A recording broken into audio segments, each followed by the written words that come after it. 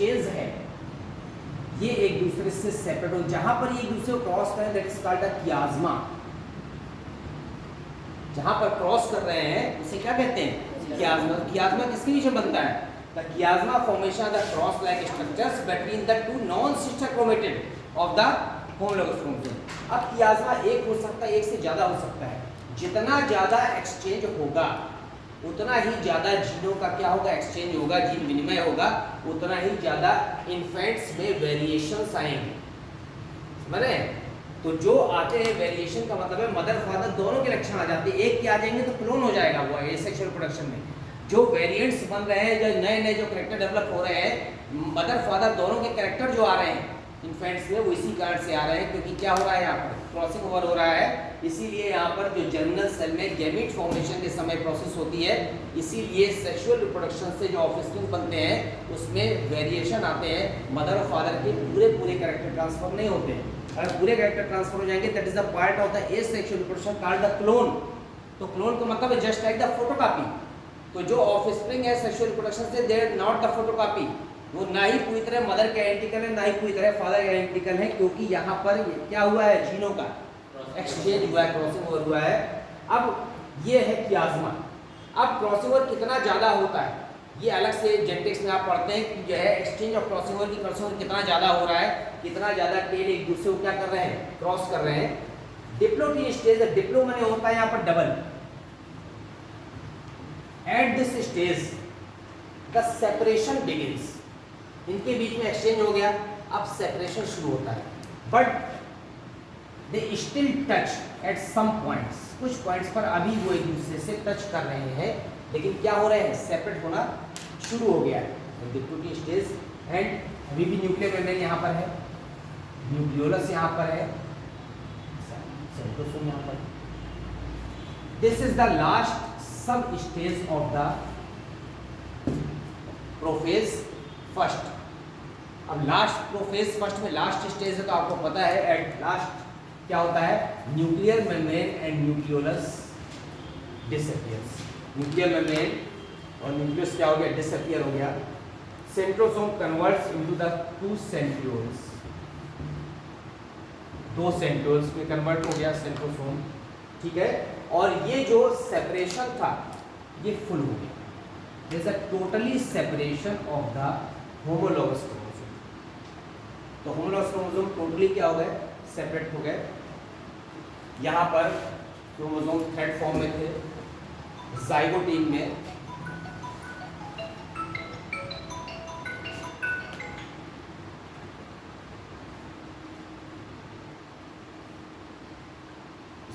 में इसमें क्या हो गया? ज्वाइनिंग हो गई, मीन्स डबलिंग हो गई। फिर क्रोमोसोम किसमें टूट गए? क्रोमेटिड्स में। तो यहाँ पर टेट्राड स्ट्रक्चर दिखने लगा। पैकिटीन में is a crossing over between the non sister chromatids of the homologous chromosome. इसके बाद डिप्लोटीन में सेपरेशन शुरू हुआ। At last the diakinesis process में the nuclear membrane as a nucleolus disappear and the totally separation of the homologous chromosome takes place, ठीक है। This is the prophase first. तो prophase first में 5 sub stages हैं, leptotene, zygotene, pachytene, diplotene और diakinesis. और ये उसको explain करने के लिए बनाया गया था, ठीक।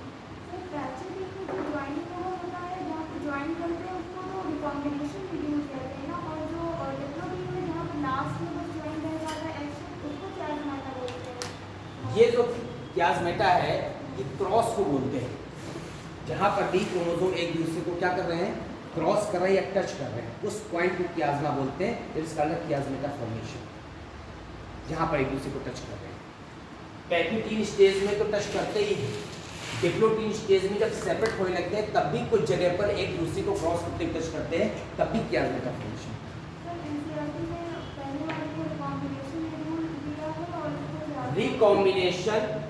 रिकॉम्बिनेशन इज द प्रोसेस जिसमें ये एक दूसरे से रिकम्बाइन कर रहे हैं, ठीक है। रिकम्बाइन करेंगे तब भी टच करेंगे, रिकम्बाइन करेंगे तब भी टच करेंगे, जब सेपरेट होंगे तब भी टच करेंगे। तो कियाज्मा का मतलब है केवल एक दूसरे को क्या करना? क्रॉस करना, चाहे वो eight the time of recombination हो या फिर क्या हो? Reverse recombination. चाहे वो एक दूसरे को कंबाइन करने का प्रयास करो, चाहे वापस आ रहे हो, जो क्रॉस बन रहा है कियाज्मा है, क्रॉस। ठीक, अब हम लास्ट चीज में डाइकाइनेसिस के बाद फिर से किस में आते हैं,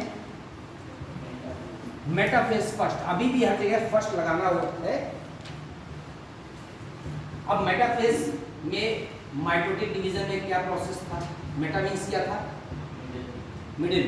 अब हमने ये सेल बनाया, अब ये क्रोमोसोम हमारे कहाँ पर आ गए, सेंटर पर आ गए। ये जो हमारे सेंट्रियोल थे they goes to the opposite pole. अब हमारे सेंट्रियोल जो है अपोजिट पोल पर चले गए as usual in the mitotic division and the spindle formation takes place and the homologous chromosome comes to the middle position, the centre position. यहां पर ये सेंटर पोजीशन पर आया। 23 पेयर होंगे, हमने केवल 1 पेयर बनाया है। अब फिर से यहाँ पर डिफरेंस है माइटोटिक और मियोटिक। क्या डिफरेंस है, ये अपने सेंट्रोमियर से अटैच हो गए। जैसे ही एनाफेज प्रोसेस आती है, एनाफेज स्टेज आती है, क्या होता है, सेपरेशन शुरू होता है। वहां पर क्या हुआ था, द क्रोमेटिड्स, सिस्टर क्रोमेटिड्स क्या हो गए थे, अपोजिट पोल पर चले हो गए थे। सेंट्रोमियर पार्ट से क्रोमोसोम टूट गया था और सेंट्रोमियर से टूटा था तो हाफ क्रोमेटिड चले गए थे अपोजिट पोल पर, हाफ अपोजिट पोल पर। यहाँ पर क्या होगा, होमोलोगस पेयर ऑफ क्रोमोसोम में एक एक क्रोमोसोम सेपरेट होगा। इट मींस अगर 23 पेयर थे तो यहाँ पर चले जाएंगे n मींस 23 और इस पोल पर चले जाएंगे n मींस 20। वहाँ पर क्या था, जो क्रोमोसोम था वो 20 से टूट गया था और क्रोमेटिड्स मरे, उसकी आर्म्स टूट करके अपोजिट पोल पर गई थी। यहाँ पर 20 से नहीं टूटा क्रोमोसोम, होमोलोगस क्रोमोसोम सेपरेट हुए हैं। तो 23 में 23 एक तरफ चले गए, 23 पेयर में 23 एक तरफ चले गए। ये जो बन रहा है ये हैप्लॉइड स्ट्रक्चर बन रहा है। आप देख रहे हैं जैसे डिप्लॉइड क्रोमोसोम थे, डिप्लॉइड से कैसी कंडीशन में आ गए, हैप्लॉइड में आ गए। यहीं पर आपने नाम सुना होगा सिंड्रोम। सिंड्रोम फॉर्मेशन कैसे होता है, अब आपको पता है, गैमीट्स बन रहे हैं। अगर किसी कंडीशन में सपोज करिए कि यहाँ पर ये 23 पेयर क्रोमोसोम लगे हुए, हम यहाँ पर 3 पेयर लगाने दिखा दिए। सपोज करिए कि ये 22 पेयर यहाँ तक हो गए, 22 पेयर में ये 22 चला गया और पूरा एक पेयर उसका एक तरफ चला गया। तो 22 प्लस 2 इट मीन्स यहाँ पर हो जाएगा 23 प्लस 1 इट मीन्स हो जाएगा n प्लस 1। इट मीन्स कितने क्रोमोसोम, 23 पेयर में 23 और 23 अलग अलग पोल पर जाने चाहिए थे। किसी कंडीशन के कारण 22 पेयर में 22 पूरे डिवाइड हुए और पूरा एक पेयर उठकर एक तरफ चला गया। तो it is called the n+1 and this is called the n-1। तो यहाँ पर क्रोमोसोम कितने हो गए, 24। यहाँ कितने हो गए, 22 हो गए। अब जो गैमीट बना 22 वाला, समझ रहे हैं, इसमें क्रोमोसोम नंबर 1 कम है which is called the n-1 और इसमें क्या है n+1। तो अगर आप फ्यूजन कराते हैं n-1 का सामान्य किससे, गैमीट से। सपोज करिए ये स्पर्म है, इस स्पर्म का नॉर्मल ओवम से फ्यूजन कराएंगे तो टोटल नंबर क्रोमोसोम क्या होगा, 2n-1। इट मींस कितने, 45। सिंड्रोमिक कंडीशन है। कौन सा सिंड्रोम हो सकता है, अगर ये सेक्स क्रोमोसोम होता तो कौन सा सिंड्रोम हो सकता था, क्लाइनफेल्टर हो सकता था। अगर n+1 हो जाए, अगर ये वाला सपोज करिए स्पर्म था या ओवम था और दूसरे गैमीट से फ्यूजन कर रहा है तो क्रोमोसोम नंबर हो जाएगा 2n+1 इक्वल टू 2n को मतलब 23 पेयर बने 46 47। कौन सा सिंड्रोम, यस पक्का, क्यों भाई, डाउन सिंड्रोम की टर्नर सिंड्रोम, डाउन में प्लस होता है, टर्नर में क्या होता है, एक माइनस होता है ऑटोसोमी। कौन सा प्लस होता है,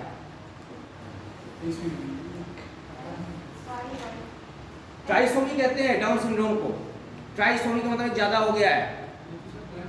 तो क्लाइनफेल्टर में सेक्स क्रोमोसोम के लिए ट्राइसोमी है, यहाँ पर किसके लिए है, ऑटोसोम के लिए है, ठीक। और उसमें क्या है, पहला डाउन हो गया, दूसरा कौन सा पढ़ते हैं, एक क्लाइनफेल्टर और एक टर्नर है। तो उन सब में सिंड्रोम में अंतर है, कोई ऑटोसोमिक है कोई सेक्स क्रोमोसोमिक है, ठीक। तो ये जो मेन मैं आपको बताना चाह रहा हूँ कि अगर क्रोमोसोम नंबर वेरी करते हैं गैमीट्स में, तो जो सिंड्रोम बनते हैं due to the unequal distribution at the time of the anaphase. जो मियोटिक डिवीजन में एनाफेज है, एनाफेज फर्स्ट है, उसमें इक्वल डिवीजन ना हो पाने के कारण जो क्रोमोसोम नंबर चेंज होते हैं गैमीट फॉर्मेशन में, that is responsible for the formation of the syndrome. और ये जो सिंड्रोमिक होते हैं, अब ये जाइगोट फॉर्मेशन सपोज करिए ये वाला हो गया। अब जब जाइगोट फॉर्मेशन हो गया, क्रोमोसोम नंबर कितने हो गए 47। ये इन्फेंट या शिशु बड़ा होगा, ठीक। हर सेल में कितने जो है क्रोमोसोम जाएंगे 47। Eight the time of gamete formation, gamete formation के समय क्रोमोसोम नंबर कितने हो जाते हैं, हाफ हो जाते हैं ना। 47 का हाफ नहीं हो सकता, 46 का तो हो सकता है, 22 23, 47 का नहीं हो सकता। क्रोमोसोम 20 से तो टूट नहीं जाएगा, आधा चला जाएगा। इसी तरह 45 का हाफ नहीं हो सकता। तो जब भी ऑड नंबर के क्रोमोसोम जाइगोट में आ जाते हैं 45, 47, 49, तो वो सब क्या हो जाते हैं, सिंड्रोमिक इसलिए हो जाते हैं। और सब में लिखा होता है they are incapable of reproduction. वो जनन के अयोग्य होते हैं क्योंकि गैमीट फॉर्मेशन हो ही नहीं सकता। क्यों नहीं हो सकता? क्योंकि यहाँ पर क्रोमोसोम नंबर हाफ नहीं हो पा रहे हैं, ऑड नंबर पे आ गए हैं। और जाइगोट में अगर क्रोमोसोम नंबर 45 है तो जाइगोट माइटोटिक डिवीजन करके ट्रिलियंस ऑफ सेल बनाएगा और हर सेल में क्रोमोसोम इतने हो जाएंगे तो हम उसको कोई भी जो ऐसा ट्रीटमेंट नहीं है कि सारी सेल को हम क्या कर सकें, करेक्ट कर सकें by the use of the biotechnology. इसीलिए at the time of zygote formation अगर हमको जानकारी हो जाए तो जीनी अभियांत्रिकी के थ्रू हम उसको क्या कर सकते हैं, ट्रीट कर सकते हैं, सही कर सकते हैं क्रोमोसोम नंबर। एक प्रोसेस होता है क्रोमोसोम नंबर की स्टडी का, क्या कहते हैं उसको, एमनियोटिक फ्लूइड से निकालते हैं। तो जो क्रोमोसोम का कल्चर करते हैं, जो क्रोमोसोम पूरे इसमें एक ग्राफिकल मैनर पर बन जाते हैं, उसको क्या कहते हैं, इट इज कॉल्ड द इडियोग्राम। एक होता है कैरियोटाइप। तो कैरियोटाइप में क्रोमोसोम क्या करते हैं, पूरे क्रोमोसोम की लेंथ देखते हैं, ब्रीथ देखते हैं, सेंट्रोमियर की पोजीशन देखते हैं, हाउ मेनी क्रोमोसोम, कितने क्रोमोसोम हैं, उनको डिसेंडिंग असेंडिंग ऑर्डर में लगाते हैं। और इडियोग्राम में वो डायग्रामेटिक रिप्रेजेंटेशन होता है, ग्राफिकल रिप्रेजेंटेशन। क्रोमोसोम को एक ग्राफ के रूप में हम अरेंज कर देते हैं कंप्यूटर में और उससे तुरंत मेजरमेंट कर लेते हैं कि कौन सा क्रोमोसोम की कोई आर्म छोटी है या कोई आर्म बड़ी है। और हमको अब जो है सारी प्रोसेस पता है साइंटिस्टों को कि कौन सी आर्म का कौन सा रोल है। तो इसका मतलब है कि जो बेबी होगा, न्यूबॉर्न बेबी इन फ्यूचर, उसमें कौन सा कैरेक्टर डेवलप नहीं होगा, इसका आइडिया पहले से लगा लेते हैं कैरियोटाइप्स और इडियोग्राम से। तो ये बायोटेक्नोलॉजी के थ्रू हम इसको पहले से जन्म लेने के पहले ही उसके कैरेक्टर्स को क्या कर सकते हैं, सुधार सकते हैं। तो ये सबसे बड़ा जो है आज बायोटेक्नोलॉजी का यूज़ है और एप्लीकेशन है। लेकिन बिफोर बर्थ, जन्म के पहले अगर सारी जानकारी प्राप्त हो जाती है, तब अगर जाइगोट फॉर्मेशन हो गया तो वो इतनी तेजी से मल्टीप्लाई करता है जाइगोट कि उसके बाद हर सेल को बायोटेक्नोलॉजी से सुधारना पॉसिबल नहीं है। इसीलिए ये जो प्रोसेस है वो यूनिसेलुलर एनिमल से बहुत ज़्यादा सक्सेस है। एक सेल है, ठीक, और यूनिसेलुलर में भी अगर वो प्रोकैरियोटिक है तो और भी ज़्यादा ईजी है, क्योंकि प्रोकैरियोटिक में क्रोमोसोम किस फॉर्म में रहता है, सर्कुलर फॉर्म में रहता है, जीन्स की परसेंटेज या संख्या कम रहती है और इजी रहता है उसको क्या करना, ब्रेक करना, लाइसोजाइम से डिसॉल्व करना। और ये जितने भी मल्टीसेलुलर एनिमल्स हैं उसमें प्रोसेस क्या है, टिपिकल। तो हम आते हैं इसमें एनाफेज में आए थे। एनाफेज में हमने देखा कैसे सेपरेशन हुआ था क्रोमोसोम का इक्वल।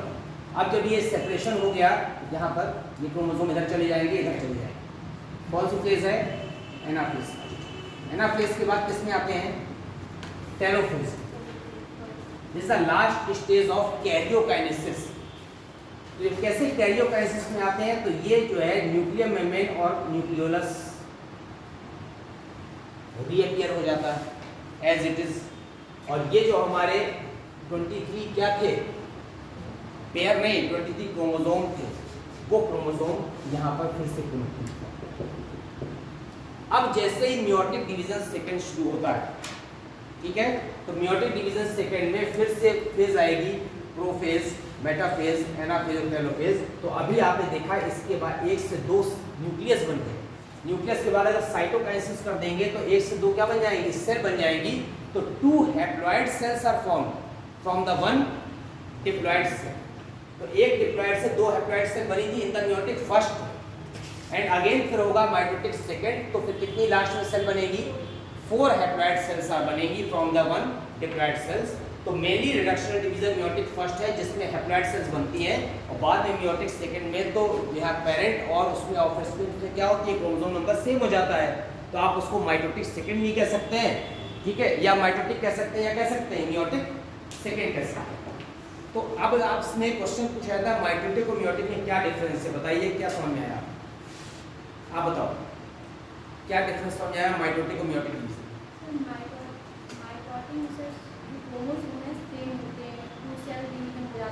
क्रोमोसोम सेम होते हैं इतना बस सबसे नहीं, chromosome number of the offsprings and parent are same, ठीक। तो मियोटिक में हाफ हो जाते हैं। और कोई डिफरेंस?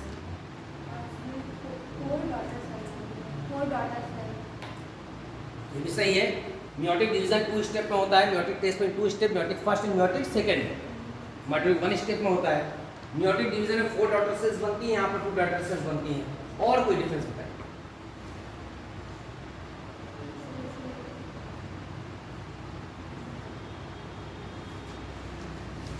बहुत इंपॉर्टेंट डिफरेंस सबसे पहली लाइन में लिखा होता है कि मियोटिक डिवीजन किसमें पाया जाता है?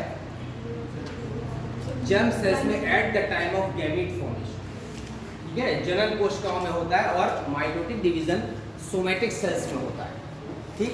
और कोई डिफरेंस? माइटोटिक डिवीजन में आपका क्रॉसिंग ओवर नहीं हुआ था, रिकॉम्बिनेशन क्रॉसिंग ओवर, ठीक है, वहां पर मियोटिक में हुआ है। और कोई difference? Mitotic division gamete formation के लिए होता है, जबकि माइटोटिक किसके लिए होता है? ग्रोथ के लिए होता है और हीलिंग ऑफ इंजरी के लिए होता है। ये सारे जो डिफरेंसेस हैं ये आप समझ लीजिए। और एनिमल और प्लांट सेल में जो डिफरेंसेस आते हैं डिवीजन में, वो केवल किस में आते हैं? साइटोकाइनेसिस में आते हैं, ठीक है। एक प्रोसेस होती है एमाइटोसिस। एमाइटोसिस मोस्टली जो है जो सेल डिवीजन है वो 2 ही पार्ट में स्टडी की जाती है, माइटोटिक और मियोटिक। एक एमाइटोसिस होता है। एमाइटोसिस में क्या होता है? छोटा सा एक डिफरेंस है कि जो एमाइटोसिस होता है उसमें स्पिंडल फॉर्मेशन नहीं होता। जो सेंट्रियोल दूर जाते हैं, सेंट्रियोल जाके स्पिंडल बनाते हैं, स्पिंडल फॉर्मेशन नहीं होता, केवल न्यूक्लियस इलोंगेट करता है और 2 पार्ट में टूट जाता है। इसीलिए एमाइटोटिक टाइप का डिवीजन जो प्रोकैरियोट्स में पाया जाता है, बैक्टीरिया में पाया जाता है, कुछ डैमेजिंग सेल्स में होगा जो अनडेवलप्ड इंडिविजुअल्स हैं उसमें पाया जाता है। और बाकी जितने भी डेवलप्ड है या तो माइटोटिक होता है या मियोटिक होता है। तो इंपॉर्टेंस ऑफ सेल डिवीजन पढ़ लीजिएगा, सेल साइकिल पढ़ लीजिएगा। सेल साइकिल में जो G1, S और G2 फेज है ना, इंटरफेस में, वो पढ़ लीजिएगा।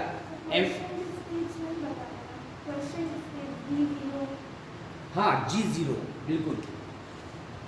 आप अक्सर पढ़ते हैं कि जो हमारे न्यूरॉन्स होते हैं नर्वस सिस्टम में, जो न्यूरॉन्स होते हैं वो डैमेज हो जाते हैं तो फिर से रिपेयर नहीं होते हैं, जबकि हमारी बाकी बॉडी सेल्स में सेल डैमेज होती है तो मल्टीप्लाई करके तो हमारे घाव क्या करती है? भर देती है। एक स्टेज होती है G0, जैसे एक G1 स्टेज है ना, ग्रोथ फर्स्ट। G0 स्टेज क्या है? क्वेश्चन स्टेज है जिसमें यहाँ पर डिवीजन नहीं होता। इसका मतलब है कि ये जो है जो G1 है, ग्रोथ फर्स्ट है, इसी फेज में ही थ्रू आउट लाइफ रहती है। तो इसलिए इसको G0 कहते हैं, क्योंकि यहाँ पर G1 के बाद S फेज भी नहीं आती, G2 फेज भी नहीं आती और डिवीजन फेज नहीं आता है। तो इसलिए इसे 0 स्टेज कहते हैं, फ्यूजन फेज। और हमारे न्यूरॉन्स से पाया जाता है, कुछ हमारी स्केलेटल मसल्स है उसमें पाया जाता है, उसमें G0 स्टेज।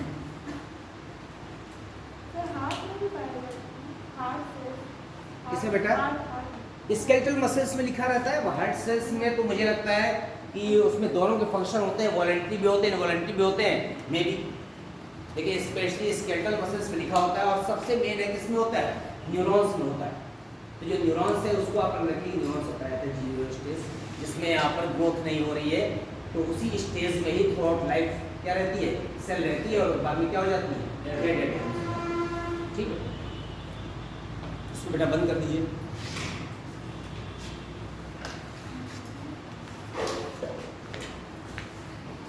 कल आपको पढ़ाते हैं